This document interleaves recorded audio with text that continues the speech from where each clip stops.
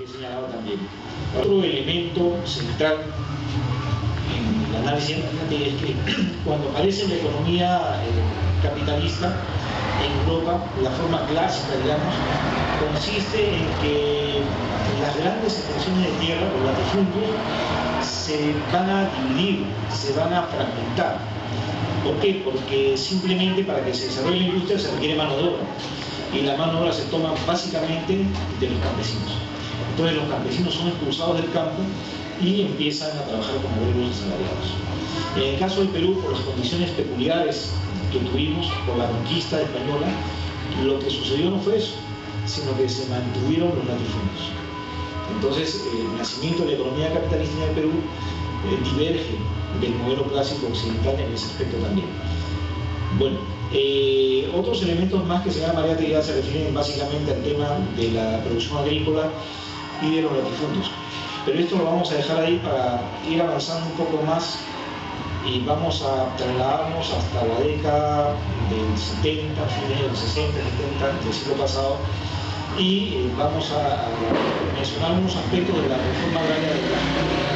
Esta reforma agraria de Velasco fue una reforma que expresa los conflictos de clases que se daban en el país por aquella época. Y políticamente el régimen, algunos sectores de izquierda, que yo pertenezco, por ejemplo, calificamos como un régimen políticamente fascista. Es un poco el nacionalismo burgués, pero que se desarrolla políticamente como un capitalismo corporativo. Entonces el Estado, dominando la economía capitalista en el Perú, lo que hace es controlar la economía del país bajo diversas formas. Para empezar, viene la expropiación de las grandes haciendas azucareras, por ejemplo, y se transforma en cooperativas agrícolas de producción social. Y en el caso de la sierra aparecen las SAIS, las sociedades agrícolas de interés social. Ahí el tema básicamente es que a los terratenientes feudales y a los sectores agroexportadores prácticamente se les impulsa. Y el Estado promueve la organización de los agricultores, de los campesinos en las CAPs y las SAIS. Un hecho interesante acá, porque no es una ideología, digamos, pura la que se desarrolla en aquella época, por eso que algunos personajes de izquierda confunden el régimen de Velasco con un régimen socialista. Entonces se lanzan a apoyarlo, y otros calificamos al régimen de Velasco como un régimen fascista. Además, este régimen nace también como parte de la propuesta norteamericana de Alianza para el Progreso, porque sabemos que en el año 1959 se da la Revolución Cubana. Entonces Estados Unidos empieza a perder presencia en América, y por lo tanto lo que hace es buscar cómo evitar que el nivel de pobreza y atraso que hay en países como el nuestro se transforme en revoluciones capitalistas. Entonces viene un proyecto de Alianza para el Progreso, donde se dan dictaduras militares que empiezan a endeudarse grandemente con los países industrializados para fundamentalmente desarrollar infraestructura para abaratar costos de la extracción de materia prima que requieren estos países para su desarrollo. Bien, entonces, un aspecto, por ejemplo, notable en esta reforma agraria de Velasco es que se prohíbe la renta servil. Entonces eso ataca directamente al régimen feudal.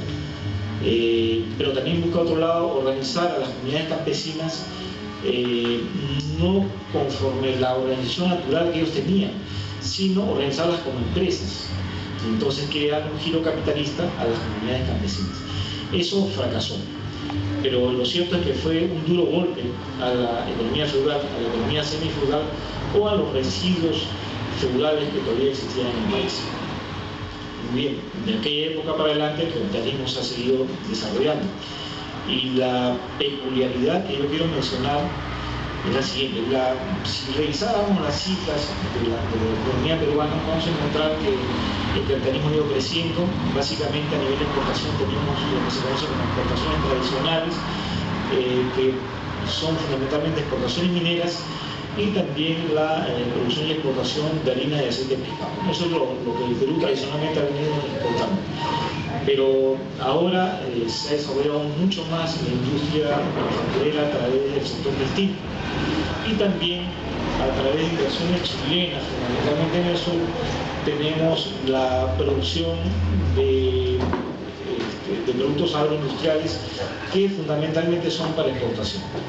Y en todo sector donde entra la inversión capitalista y importa los productos, lo que hace es elevarle los precios. Ustedes pueden ir a los supermercados y se encuentran, por ejemplo, con que el camu camu, ¿no?, que uno lo encontraba antes a precios baratos, lo encuentra a precios más altos. ¿Por qué? Porque ahora se viene exportando. Entonces esto nos afecta negativamente en general para considerar el tema del consumo. Pero un aspecto que me parece central en estos momentos es el hecho de la aparición de las micro y pequeñas empresas. Lo que ha sucedido es que las empresas capitalistas grandes se han desprendido de grandes sectores de trabajadores y entonces ya no incurren en lo que ellos llaman sobrecostos laborales. Le llaman sobrecosto laboral a las vacaciones de los trabajadores, un mes al año. Le llaman sobrecosto laboral a pagarle la gratificación y le pagan también la vacación, en vacaciones se pagan tu sueldo. Entonces se desprenden de trabajadores y en consecuencia se ahorran una parte. Y este sector, este grueso sector, como se dice que las micro y pequeñas empresas son las que dan mayor trabajo, pero es un trabajo precario, muchas veces no reciben ni el mínimo siquiera. Y también muchas veces los que trabajan son los familiares sin pago alguno. Entonces lo que se ha hecho es precarizar el trabajo de los obreros fundamentalmente y también en el sector servicios, fundamentalmente en el comercio. Pero hay un aspecto también de esto que vale la pena señalar, y por eso me refería a lo que Mariátegui consideraba el aspecto ideológico, la mentalidad del comunero, del que trabaja en el campo, en una comunidad campesina, es la de un hombre solidario, la de un hombre que actúa con reciprocidad y que busca fundamentalmente bienes de uso.